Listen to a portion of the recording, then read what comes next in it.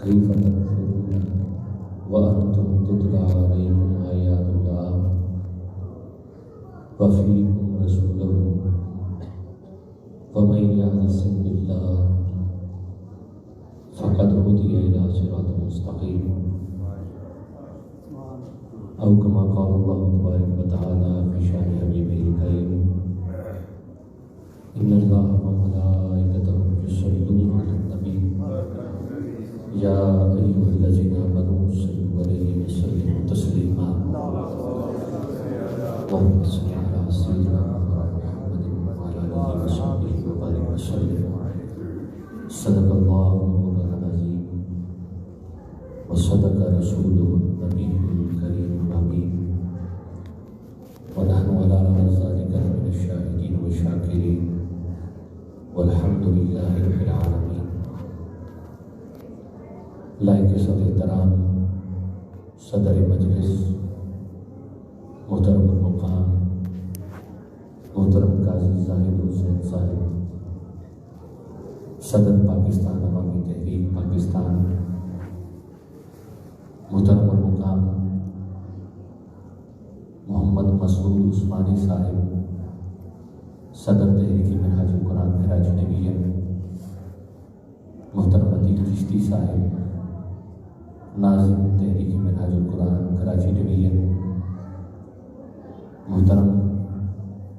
صاحب زادہ محمد ثاقب نوشاہی صاحب صدر پاکستان عوامی تحریک کراچی ڈویژن محترم المقام حضرت علامہ حافظ قاری غلام فوز چشتی صاحب مدذ العلی صدر منہاج القرآن علماء کونسل محترم المقام حضرت علامہ محمد اکرم مجاہد صاحب درگاہ سمندری بابا خطیب جامع مسجد علی علیہ السلام و دیگر جملہ قائدین تحریک منہاج القرآن قائدین پاکستان عوامی تحریک قائدین منہاج القرآن یوتھ لیگ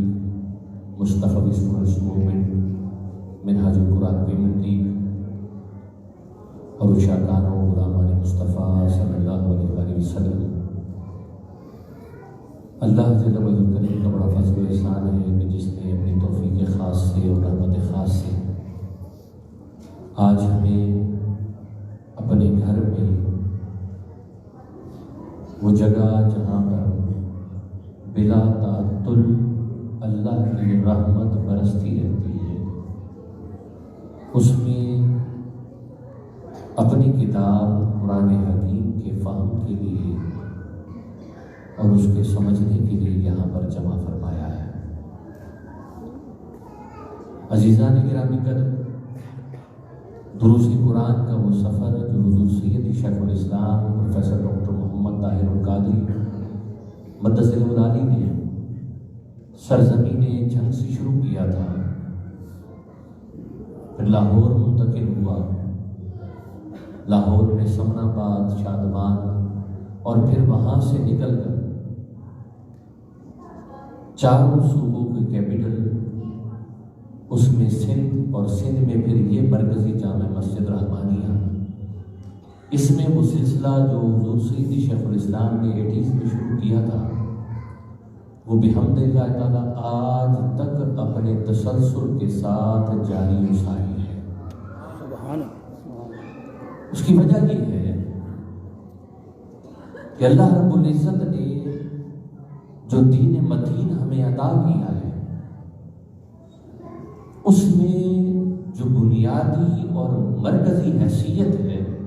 وہ دو ہی چیزوں کی ہے، ایک قرآن اور ایک صاحب قرآن. اور تحریک منہاج القرآن کی بنیادی فکر ہی یہی ہے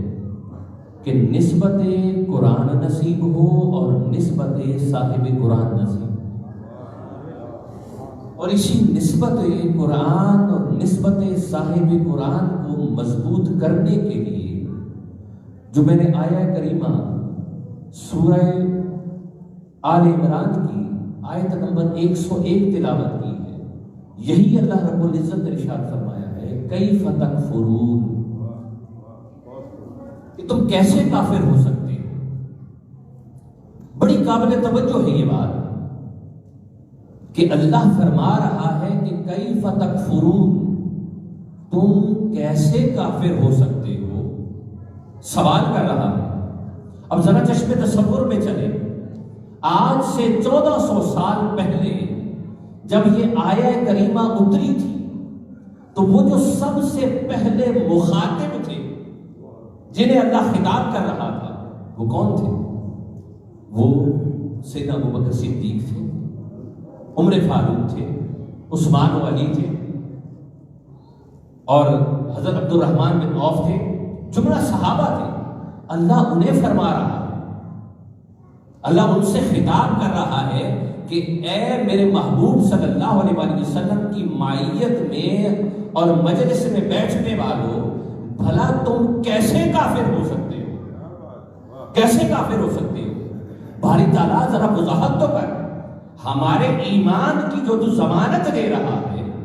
جو تو فرما رہا ہے کہ ہمارے نزدیک کفر آ نہیں سکتا، ہم کفر سے بھٹک نہیں سکتے، ہم کفر کی طرف جا نہیں سکتے، ہمارا ایمان کبھی متزلزل نہیں ہو سکتا، باری تعالیٰ ذرا وضاحت تو کر دے، ایسی کون سی ضمانت تو نے ہمیں عطا کی ہے جس بلبوتے پر تو ہمیں سوال کر رہا ہے کہ کیف تکفرون، کہ تم کیسے کافر ہو سکتے؟ فرمایا وَأَنْتُمْ تُتْلَى عَلَيْكُمْ آیات اللہ، آیات اللہ، پہلی خوبی یہ ہے کہ اللہ کی آیات یعنی قرآن حکیم تم پر تلاوت کیا جاتا ہے۔ ضمانت ایمان کی جو پہلی شرط تھی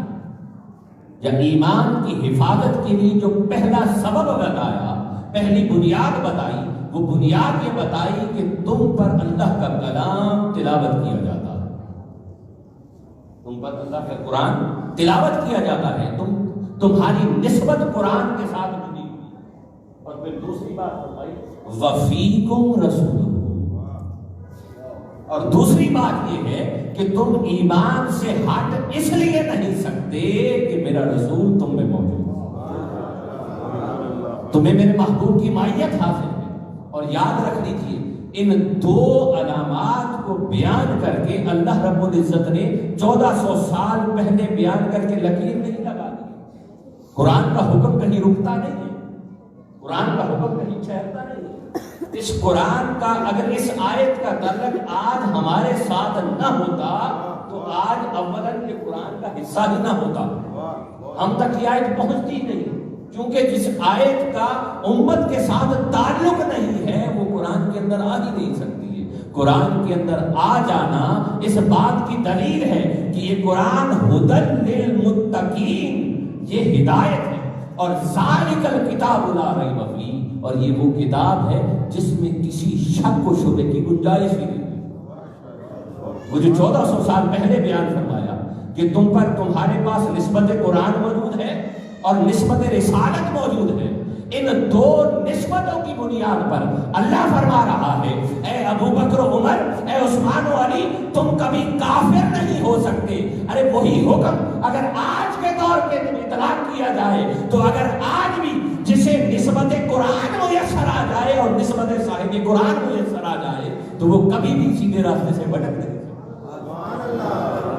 سکتا، سیدھے راستے سے بھٹک نہیں سکتا ہے۔ اور یہی بنیاد ہے تحریک منہاج۔ یہ دروس قرآن کا جو سلسلہ شروع ہوا، دروس قرآن کا سلسلہ شروع ہوا، دروس قرآن کا سلسلہ شروع ہی سے یہ ہوا کہ آج کے دور میں جہاں ہر طرف انٹرنیٹ کے ذریعے، ٹی وی چینلز کے ذریعے، میڈیا کے ذریعے، سوشل میڈیا کے ذریعے ایمان پر مختلف حملے ہو رہے ہیں، ہمارے ایمان کی ہر طرح سے آزمائش کی جا رہی ہے، ہماری اولادوں کی ایمان خطرے میں ہے، تو اس کی حفاظت کے لیے چونکہ وہ پیغمبرانہ تسلسل تھا، پیغمبرانہ منہج تھا، تو اللہ رب العزت نے حضور شیخ الاسلام کی سرپرستی میں منہاج القرآن یعنی کہ قرآن کا راستہ عطا کیا کہ آج کے دور میں بھی ایمان کی حفاظت کی ضمانت بنا۔ عزیزان گرامی قدر، اللہ رب العزت نے ایمان کی ضمانت فراہم کی۔ اب قرآن پر اور صاحب قرآن پر ایمان لانے کا معنی اور مفہوم کیا کہ وہ جو نسبت قرآن ملی، اس نسبت قرآن کا تقاضا کیا ہے؟ اس نسبت قرآن کا پہلا تقاضا یہ ہے کہ اس قرآن پر ایمان لایا جائے، ایمان لایا جائے۔ اور وہ ایمان کیا؟ ایمان کی بنیاد آپ جانتے ہیں کہ پہلی ایمان کے لیے شرط ہے کہ اقرار باللسان وتصدیق بالقلب، دوسری شرط یہ ہے کہ دل سے تصدیق کی جائے، زبان سے اقرار بھی کیا جائے اور دل سے اس کی تصدیق بھی کی جائے۔ یہ ہے ایمان، نسبت قرآن کا پہلا تقاضا کہ قرآن پر ایمان لایا جائے، اس انداز سے لایا جائے کہ قرآن اللہ کی آخری کتاب ہے، قرآن نبی مکرم صلی اللہ علیہ وسلم پر اترنے والی آخری کتاب ہے۔ اللہ رب العزت نے ہدایت کا ابدی ذریعہ جو ہمیں عطا کیا ہے وہ یہی قرآن حکیم ہے۔ اور اس کا دوسرا تقاضا کیا ہے؟ دوسرا تقاضا یہ ہے اس کا کہ اس بات کے لیے اللہ رب العزت نے متوجہ فرمایا سورۃ البقرہ کی آیت نمبر 121۔ قرآن پر ایمان لانے کا پہلا تقاضا یہ تھا کہ قرآن پر ایمان لانا، نسبت قرآن کا پہلا تقاضا یہ کہ قرآن پر ایمان لانا، اور ایمان لانا یہ کہ اقرار باللسان و تصدیق بالقلب۔ اور نسبت قرآن کا دوسرا تقاضا یہ ہے کہ جو سورہ بقرہ میں اللہ رب العزت ارشاد فرما رہا ہے الذین آتیناہم الکتاب، کہ وہ لوگ جنہیں میں نے یہ اپنی کتاب عطا کی، کتاب یعنی قرآن حکیم عطا کیا، جنہیں میں نے، جن کے لیے میں نے یہ قرآن حکیم بھیجا ہے۔ الذین آتیناہم الکتاب یتلونہ حق تلاوتہ۔ دوسرا نسبت قرآن کا تقاضا یہ ہے کہ تلاوت قرآن کا حق ادا کیا جائے، تلاوت قرآن کا حق ادا کیا جائے۔ یہ نسبت قرآن کا دوسرا تقاضا ہے۔ پہلا تقاضا یہ کہ ایمان لایا جائے، دوسرا تقاضا یہ کہ قرآن کی تلاوت کا حق ادا کیا جائے۔ اور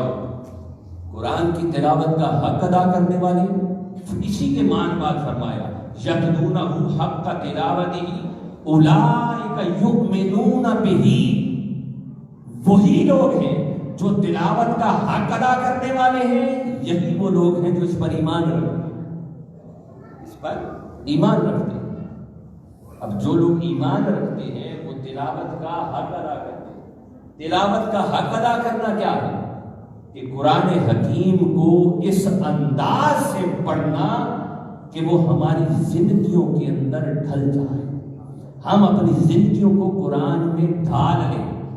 ہمیں قرآن اپنی سیرت میں دکھائے۔ آج اگر ہم بنظر غائب جائزہ لیں تو ہم میں سے الا ماشاءاللہ، میں سب کی بات نہیں کرتا، استثناء ہر جگہ ہوتا ہے، الا ماشاءاللہ جس ماحول میں ہم جی رہے ہیں، جس ماحول میں ہم سانس لے رہے ہیں، اس میں اکثر گھر ایسے ہیں کہ سال ہر سال تک قرآن کے گھر میں موجود ہونے کے باوجود زیارت تک نصیب نہیں ہوتی۔ اور پھر خال ایسے ہیں، ان میں سے کچھ چند ایسے ہیں جو ہفتے بعد یا رمضان المبارک کے 1 مہینے میں ختم قرآن کر لیتے یا قرآن سن لیتے ہوں گے۔ پھر ان میں سے چند ایسے ہوں گے جو روزانہ باقاعدہ تلاوت کرتے ہوں گے۔ عزیزان مکرم، ہم سب ایک فیملی کے لوگ بیٹھے ہیں، ہم سب انالیسس کریں اپنے آپ کو، ہم جو منہاج القرآن کے دعوے دار ہیں ہم کہاں پڑھیں؟ ہم میں سے کتنے ہیں جو روزانہ قرآن حکیم کی تلاوت کرتے ہیں؟ پھر ہم میں سے وہ کتنے ہیں جو روزانہ تلاوت کرتے ہیں پھر اس کا معنی اور مفہوم بھی سمجھتے ہیں؟ ہم تو اللہ ماشاءاللہ اس دور سے گزر کے آئے ہیں کہ جس دور میں اب بھی ہو سکتا ہے ایسا ہو کہ مولانا صاحب جب جمعے کا خطاب کرنے رکھتے ہیں حصول برکت کے لیے ایک قرآن کی آیت تلاوت کر لیتے ہیں اور آخر تک سوائے قصے کہانیوں کے اس قرآن کا ترجمہ تک نصیب نہیں ہوتا، الا ماشاءاللہ۔ یہ ہمارا قرآن کے ساتھ تعلق ہے۔ قرآن کہہ رہا ہے کہ الذین یتلونہ حق تلاوتہ، الذین آتیناہم الکتاب یتلونہ حق تلاوتہ، وہ لوگ جنہیں اللہ نے یہ قرآن بھیجا ہے، جن کے لیے، جن پر اتارا ہے، جن کے لیے اتارا ہے، وہ قرآن کی تلاوت کا حق ادا کرتے ہیں، اور یہی لوگ حق تلاوت ہی اولئک یؤمنون بہ، وہی اس پر ایمان لانے والے ہیں۔ اب ہم سوالیہ نشان کھڑا کریں گے، اگر ہم دعوے دار منہاج القرآن ہیں، دعوے دار تعلق نسبت قرآن ہیں، تو ہم نسبت قرآن میں کہاں کھڑے ہیں؟ اسی کے مان بعد اللہ رب العزت نے ایک اور بات فرمائی ہے، اسی آیہ کریمہ سورہ بقرہ ہے، آیت نمبر 121، فرمایا وَمَن يَكْفُرْ بِهِ، اور جو اس چیز کا کفر کرتا ہے، کفر مانا انکار کرتا ہے، اب یہاں کفر وہ کفر نہیں ہوگا، وہ کفر نہیں ہوگا، بلکہ جس بات کا بیان ہو رہا ہے قرآن پر ایمان لانے کا اور اس کی تلاوت کا حق ادا کرنے کا، یعنی کہ گویا جو قرآن کی تلاوت کا حق ادا نہیں کرتا، فرمایا فَأُولَئِكَ هُمُ الْخَاسِرُونَ، کوئی خسارے والا، کوئی خسارے۔ آئیے ذرا اپنی زندگیوں کا ایک جائزہ لیں کہ ہم کہاں کھڑے ہیں، ہم حق کا تلاوت ہی اس میں کھڑے ہیں یا ہم الخاسرون اس میں کھڑے ہیں؟ عزیزان گرامی قدر، آج ہم پر بہت بڑی بھاری ذمہ داری ہے، بہت بھاری ذمہ داری ہے۔ آج کے درس قرآن میں، کیونکہ درس قرآن کا تسلسل ملک حضرت علامہ مفتی ملک محمد اعجاز صاحب کا تسلسل تھا، عمرے پہ گئے ہوئے تو بھی ایک خدمت اور یہ سعادت میرے نصیب میں آ گئی۔ میں یہ پیغام دینا چاہتا ہوں، یہی پیغام دینا چاہتا ہوں، تسلسل تو وہی رکھے گا، جاری وہی رہے گا، لیکن اللہ نے جو خدمت مجھے اور آپ کو سب کو ایک جیسی عطا کی ہے، وہ جو منہاج القرآن کی نوکری عطا کی ہے، اس کا تقاضا یہ ہے کہ ہم کسی دوسرے کو دعوت دینے سے پہلے اس منہاج قرآن کو خود اپنی زندگی میں لے کر آئیں۔ اب یہی پیغام اللہ رب العزت نے ہم لوگوں کے لیے، میں سمجھتا ہوں کہ ہم لوگوں کے لیے دیا۔ سورہ فاطر ہے، آیت نمبر 32 ہے، فرمایا الذین آتیناہم الکتاب، وہ لوگ جنہیں میں نے اپنی یہ کتاب دی، ان کے قرآن دیا، وہ کیا؟ الذین اصطفیناہم من عبادنا، جنہیں میں نے یہ قرآن دیا ہے انہیں میں نے اپنے بندوں میں سے چن لیا، چن لیا، چنے ہوئے بندوں کو میں نے عطا کیا ہے۔ وہ آپ سب نے سنا، وہ شیخ الاسلام بڑی خوبصورت تفسیر فرماتے ہیں کہ ایک بندہ ہونا الگ ہے اور ایک اس کا بندہ ہونا الگ ہے۔ اللہ فرما رہا ہے کہ اصطفیناہم من عبادنا، ہم نے اپنے بندوں میں سے چن لیا ہے، یعنی کہ وہ جو سارے اس کے بندے تھے۔ اگر دوسری تناظر میں دیکھا جائے کہ قرآن ہی کہتا ہے کہ ان کل من فی السماوات والارض الا آتی الرحمن عبدا، اس کائنات میں جو کچھ بھی ہے، خواہ وہ ذرے ہیں، خواہ وہ پانی کے قطرے ہیں، یہ سمندر ہے، یہ آبشاریں ہیں، یہ ادھر ہے، یہ ادھر ہے، یہ یہاں ہے، یہ وہاں ہے، یہ گیا ہے، یہ گما ہے، یہ ہواؤں کے فراقے، یہ فضاؤں کے سناٹے ہیں، یہ ساغر کی ہلچل ہے، یہ میکدے کی چھلبل ہے، یہ رندوں کی افتاد ہے، یہ زائدوں کی فریاد ہے، یہ گنگا کی موجیں، یہ جمنا کی لہریں ہیں، ارے یہ فلک میں اس کو حسان ہے، یہ نشاد انگیز آبشاریں ہیں، یہ ساری کائنات، اس کا ایک ایک ذرہ اس کی حیثیت رب کے سامنے اگر ہے تو فقط بندے کی اللہ آت الرحمن عبدا، وہ سارا کچھ عبد میں آتا ہے۔ اللہ نے کتنا کرم کیا، اس ساری مخلوقات میں سے ہمیں چن کر انسان بنایا، پھر انسان بنا کر پھر ہمیں تکلیف بخشی اور اعلان کیا لقد خلقنا الانسان فی احسن تقویم، اے انسان میں نے تمہیں بہت خوبصورت پیدا فرمایا، پھر انسان پیدا کر کے پھر امت مصطفیٰ میں پیدا کر، پھر امت مصطفیٰ میں پیدا کر کے ساتھ یہ قرآن دے دیا، قرآن دے کے پھر ساتھ نسبت منہاج القرآن بھی دے دی، نسبت منہاج القرآن بھی دے دی۔ اب کہہ رہا ہے یا رسول اللہ، اب اللہ رب العزت فرما رہا ہے الذین اصطفیناہم من عبادنا، ان لوگوں کو جنہیں میں نے اپنے بندوں میں سے چن لیا، پھر چن کر انہیں کیا کیا؟ ثم اورثنا الکتاب، انہیں میں نے اس کتاب کا وارث بنایا۔ پھر ہر کسی کو وارث نہیں بنایا، بندوں میں سے چنا، بندوں میں سے چن کر ان چنیدہ بندوں میں سے چند ایک کو اس نے اس قرآن کا وارث بنا دیا، اس کتاب کا وارث بنا دیا۔ تو پتہ یہ چلا اللہ کے چنے ہوئے بندے تو سارے ہوتے ہیں اور کتاب بھی سب کو ملتی ہے، لیکن اللہ وارث ہر کسی کو نہیں بناتا،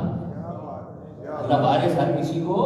نہیں بناتا ہے۔ وہ تو فرماتا ہے افمن شرح اللہ صدرہ للاسلام فهو علی نور من ربہ، اللہ جس کا سینہ اس دین کے لیے کھول دیتا ہے تو اس کے سینے میں وہ نور رکھ دیتا ہے، اس کے سینے میں نور آتا ہے۔ دوستان مکرم، نور اسے کو ملتا ہے جس کا تعلق نور والے کے ساتھ ہوتا ہے۔ کتابیں وہی ہوتی ہیں، وہی اصول ہوتا ہے، وہی فقہ ہوتی ہے، وہی شرع ہوتی ہے، وہی احادیث ہے، وہی کتابیں ہیں، وہی علم ہے، وہی فن ہے۔ نور والا بھی وہی پڑھ رہا ہے، ظلمت والا بھی وہی پڑھ رہا ہے۔ اللہ ہر ایک کو یہ نور عطا نہیں کرتا، بلکہ وہ جس کو اس نے کتاب عطا کی ہوتی ہے ان کتاب عطا کیے ان میں سے چن لیتا ہے، پھر ان چنیدہ بندوں کو نور دے کر پھر انہیں وارث بنا دیتا ہے، وارث بنا دیتا ہے، اور پھر جنہیں پھر وراثت مل جاتی ہے، یہ قرآن کا وارث ہو جانا نصیب ہو جاتا ہے۔ اب اللہ تبارک و تعالیٰ پھر تین طبقات بیان فرماتا ہے، تین طبقات بیان فرماتا ہے۔ پہلے طبقے میں فرمایا فَمِنْهُمْ ظَالِمٌ لِنَفْسِهِ، اس میں سے کچھ وہ ہیں جو اپنی جانوں پر ظلم کر بیٹھے ہیں، لیکن جن کو قرآن ملا، ہدایت ملی، یہ نسبت قرآن نصیب ہوا، یہ نسبت رسالت نصیب ہوئی، یہ ساری نسبتیں میسر آ گئی، لیکن انہوں نے اس نسبت کی قدر نہ کی، اس نسبت کو اپنی زندگی میں اپنایا نہیں، وہ اپنی جانوں پر ظلم کر بیٹھے،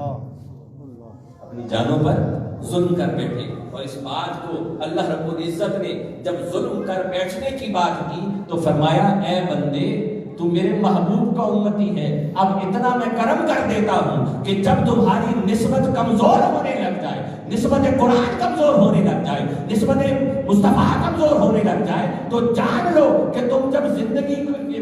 میں ظلم کے راستے پر چل پڑو اور ظلم تم اپنی جان پر کر بیٹھو تو پھر ایک ہی طریقہ ہے، ایک ہی سلیقہ ہے، بس اور کہیں نہ جانا، میرے مصطفیٰ کے در پہ آ جانا۔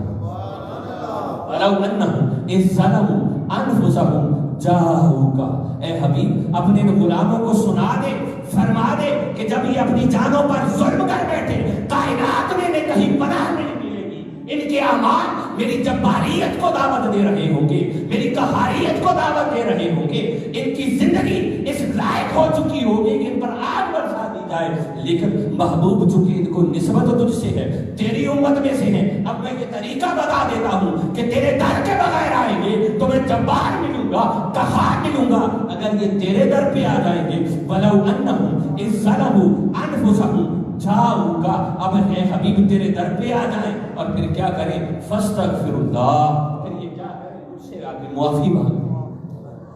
مجھ سے معافی مانگ لیں۔ وَاسْتَغْفَرَ لَهُمُ الرَّسُولُ، اے حبیب ان کا کام فقط اتنا ہے، ان کا کام فقط اتنا ہے کہ یہ تیرے در پہ آ جائیں اور معافی مجھ سے مانگے، اب پھر میں ان کے گناہوں کو نہیں دیکھوں گا، ان کی اشیاء اور خطاؤں کو نہیں دیکھوں گا، ان کی نافرمانیوں کو نہیں دیکھوں گا۔ اب اے مصطفیٰ اب ہم تو تیرے چہرے کو تکیں گے، اب ہم تو تیرے مکھڑے کے طالب ہوں گے، تیرے مکھڑے کی طرف دیکھیں گے۔ وَاسْتَغْفَرَ لَهُمُ الرَّسُولُ، اب اے حبیب اب ہم آپ کے چہرے کو دیکھیں گے، اگر آپ بھی ان کی سفارش کر دیں گے تو پھر کیا لَوَجَدُ اللَّهَ تَوَّابًا رَحِيمًا، پھر جو ان کے اعمال میری جباریت کو دعوت دے رہے ہوں گے، قہاریت کو دعوت دے رہے ہوں گے، تو پھر میں ان کے اعمال کی سبب نہیں، اے حبیب تیری مسکراہٹ کی سبب انہیں لَوَجَدُ اللَّهَ تَوَّابًا رَحِيمًا، میں انہیں توبہ قبول کرنے والا بھی ملوں گا اور پھر انہیں رحم کرنے والا بھی ملوں گا۔ یہ تو صرف توبہ لینے کے لیے آئے ہوں گے میرے پاس، اے حبیب چونکہ تمہیں میں نے وَمَا أَرْسَلْنَاكَ إِلَّا رَحْمَةً لِلْعَالَمِينَ کی شان عطا کی ہے، تو تیری رحمت کے صدقے توبہ ان کے مانگنے پر دوں گا اور رحمت تیرے صدقے عطا کروں گا، رحمت تیرے صدقے عطا کروں گا۔ عزیزان گرامی کا پھر دوسرے طبقے کے بعد کا فرمایا کہ وَمِنْهُمْ مُقْتَصِدٌ، اور کچھ وہ ہیں جو اوسط درجے کے ہیں، درمیانے درجے کے ہیں، نہ وہ زیادہ گناہ کی طرف جاتے ہیں اور نہ وہ زیادہ وہ نیکی کی طرف جاتے ہیں۔ پھر تیسرا پھر فرمایا وَمِنْهُمْ سَابِقٌ بِالْخَيْرَاتِ بِإِذْنِ اللَّهِ، اور تیسرا طبقہ وہ ہے جو اللہ رب العزت کی بارگاہ میں حسنات میں بھی بہت آگے ہے، خیرات میں بھی بہت آگے ہے۔ تو یہ سارا بیان فرما کے اس کی بنیاد یہ رکھی ثم اورثنا الکتاب، کہ ان سب کو میں نے کتاب کا وارث بنایا ہے، اور یہ کتاب کا وارث بن جانا اتنا بڑا عظیم مرتبہ ہے کہ اللہ فرما رہا ہے ذالک هو الفضل الکبیر، یہ اللہ کا بہت بڑا فضل۔ عزیزان مکرم، جس نسبت کو، جس مقام کو اللہ فضل کبیر تعبیر کر رہا، ایک میرا آپ کا علم اور فہم ہے، ایک میرا آپ کا بڑائی کا معیار ہے، فضل کا معیار ہے، اور ایک اس ذات کا معیار ہے جو ساری کائنات کا پالنے والا ہے، ایک جسے ہم کہتے ہیں کہ یہ بہت بڑا مرتبہ ہے، اور ایک رب فرما رہا ہے ذالک هو الفضل الکبیر، یہ بہت بڑا رب کا فضل ہے۔ عزیزان گرامی قدر، آج کی اس درس قرآن میں ہمیں اس بات پہ فخر ہونا چاہیے کہ آج کی اس پرفتن دور میں ہمیں اللہ رب العزت نے حضور شیخ الاسلام کی نسبت سے اللہ کی اس کتاب کی وراثت عطا کی۔ کام سب کر رہے ہیں، ہر کوئی اپنی اللہ نے جس کو جتنی توفیق دی ہے، جس انداز سے توفیق دی ہے، لیکن کر رہے ہیں، لیکن قرآن کی انسائکلوپیڈیا کسی سے نہیں لکھا، عرفان القرآن کسی کے پاس سے نہیں آیا۔ یہ اورثنا الکتاب کا فیضان ہے کہ اس نے کتاب تو سب کو عطا کی ہے، لیکن وارث کسی ایک کو بتایا، وارث کسی ایک کو بتایا۔ ہم بڑے خوش نصیب ہیں کہ آج کے دور میں ہمیں اللہ رب العزت نے حضور شیخ الاسلام کی یہ نسبت عطا کی ہے۔ آئیے آج اس بات کا یہ عہد کر کے اٹھے اللہ کے گھر میں کہ باری تعالیٰ جو تو نے ہمیں اتنا بڑا فضل کبیر عطا کیا ہے، ہمیں اس کی قدر کرنے کی بھی توفیق عطا فرما، اس کی پہچان بھی عطا فرما، اور یہ جو نسبت عطا کی ہے اس نسبت کے سائے میں دنیا اور آخرت عطا فرما۔ اب آئیے آخر میں میں دوبارہ عرض کر دیتا ہوں کہ اللہ رب العزت نے وہ جو دو باتیں فرمائی، دو باتیں فرمائی کہ کیف تکفرون وانتم تتلی علیکم آیات اللہ، کہ تم پر اللہ کی آیات تلاوت ہوتی ہے۔ حضور شیخ الاسلام نے یہ پہلا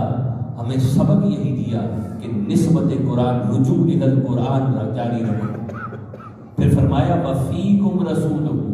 اور رسول تم میں موجود ہے۔ کئی سارے ایسپیکٹس ہیں، کئی ساری جہتیں ہیں جس پر بات ہو سکتی ہے، لیکن وقت مختصر ہے۔ اللہ رب العزت نے ان دو چیزوں کے اندر فرمایا کہ تمہارے ایمان کی ضمانت ہے،